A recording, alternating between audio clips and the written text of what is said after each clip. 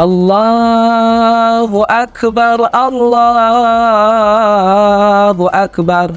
La ilaha illallah, wallahu akbar. Allahu akbar walillahil hamd. Assalamualaikum warahmatullahi wabarakatuh. Alhamdulillah wa anzala al-Qur'an hudan linnas. Asyhadu an la ilaha illallah wahdahu la syarika lah wa asyhadu anna Muhammadan abduhu wa rasuluh. Allahumma salli ala Muhammad wa ala ali Muhammad kama sallaita ala Ibrahim wa ali Ibrahim wa barik ala Muhammad wa ali Muhammad kama barakta ala Ibrahim wa ali Ibrahim innaka Hamidum Majid. Sahabat dakwah Muhammadiyah yang berbahagia, kalau kita bicara tentang Idul Fitri, maka salah satu tarikan pembahasan kita adalah tentang kemenangan. Kemenangan dalam perspektif dunia tentulah berbeda dengan kemenangan dalam perspektif dunia dan akhirat. Khususnya kemenangan yang diinginkan oleh Allah Subhanahu wa Ta'ala. Kemenangan identik dengan keberuntungan. Karena sesungguhnya tidak ada keberuntungan kalau di dalamnya tidak ada kemenangan. Namun kalau kita kaji lebih dalam, sebenarnya keberuntungan dan kemenangan apa yang diharapkan oleh Allah? Maka dalam hal ini, kalau kita mengkaji apa yang termaktub dalam Quran, ada kata-kata qad aflaha. Qad aflaha ini, kalau kita buka kitab Al-Mu'jam Al-Mufahras li Al-Fadil Quran, maka kita akan menemukan bahwa qad aflaha ini diulang oleh Allah dalam Quran sebanyak 4 kali. Yang pertama terdapat dalam surah Taha, surah ke-20 ayat 64. Dan yang kedua terdapat dalam surah Al-Mu'minun, surah ke-23 ayat pertama. Yang ketiga terdapat dalam surah Al-A'la, surah ke-87 ayat 14. Dan yang terakhir terdapat dalam surah Asy-Syam, surah ke-91 ayat 9. Lafaz yang terdapat dalam surah Al-Mu'minun ayat pertama, qad aflahal mu'minun, sungguh beruntung orang-orang yang beriman. Nah, kata-kata qad aflaha ini sama juga identik sebagaimana yang termaktub dalam surah Asy-Syam, qad aflaha man zakkaha, sungguh beruntung orang-orang yang mensucikan dirinya, dan beberapa ayat yang telah saya sebutkan tadi.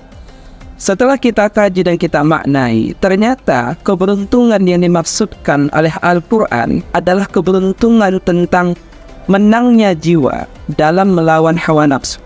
Contoh, qad aflahal mu'minun, sungguh beruntung orang-orang beriman. Bukankah iman adalah bagian keyakinan yang dia tersimpan dalam dada hati orang-orang mukmin? Atau dalam bentuk yang lain, qad aflaha man zakkaha, bukankah dalam bentuk penyucian hati itu juga bagian daripada keimanan? Ini menandakan dalam versi Islam, khususnya dalam Quran, maka kita menemukan bahwa kemenangan itu bukan dalam makna kemenangan lahiriah, tapi dalam makna kemenangan batiniah. Seseorang yang berjuang atas nama Allah, maka dia tidak akan pernah kalah. Bila dia mati, maka dia mati syahid. Bila dia menang, maka dia mendapatkan kemenangan yang kedua. Pertama, dia mendapatkan kemenangan secara duniawi. Yang kedua, hatinya dijaga oleh Allah Subhanahu wa Ta'ala. Sahabat dakwah Muhammadiyah yang berbahagia, untuk mendapatkan kemenangan ini dalam suasana Idul Fitri, maka salah satu yang perlu kita cermati adalah rasa penyerahan diri kita secara total kepada Allah Subhanahu wa Ta'ala. Rasa penyerahan diri secara total itu kita sebut dengan tawakal. Tawakal, kalau kita meminjam apa yang disampaikan oleh Ar-Raghib Al-Isfahani dalam kitabnya Al-Mufradat fi Gharibil Quran, adalah kita bersandarkan diri terhadap sesuatu. Maka kalau kita jadikan Allah sebagai tempat sandaran untuk melakukan sesuatu, apapun yang terjadi, baik dan buruk, maka orang-orang yang telah bersandar kepada Allah pasti akan mendapatkan kemenangan dari Allah Subhanahu wa Ta'ala. Maka orang-orang yang beriman, orang-orang yang telah muflis, atau orang-orang yang telah menyerahkan diri secara total kepada Allah, lalu dia berjuang dalam semua aspek, Bagi seorang ekonom, dia berjuang dalam bidang ekonomi. Dia kembali kepada fitrahnya bagaimana dalam perjuangan sebagai seorang ekonom dia menegakkan aturan-aturan syariat. Ketika dia seorang politisi, maka dia juga mendapat kemenangan. Ketika dia menjadi seorang politisi, dia menjaga identitas dia sebagai orang mukmin. Dia berjuang dalam bidangnya.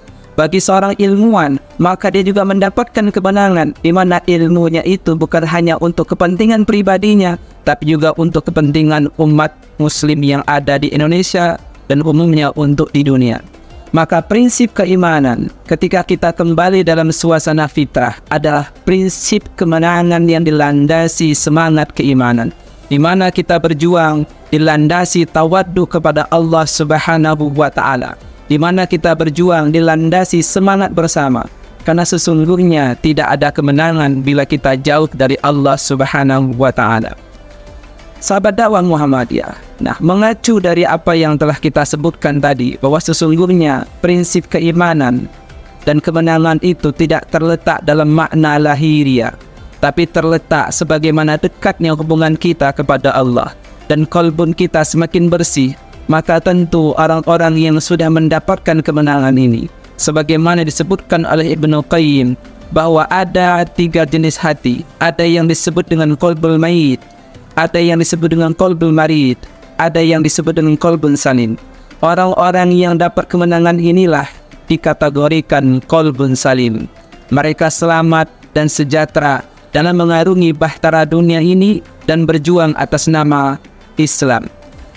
Maka dalam poin ini, hal-hal yang mesti kita jaga setelah kita mendapatkan kemenangan yang sebenarnya. Yang pertama, kita harus continue mengintrospeksi diri kita.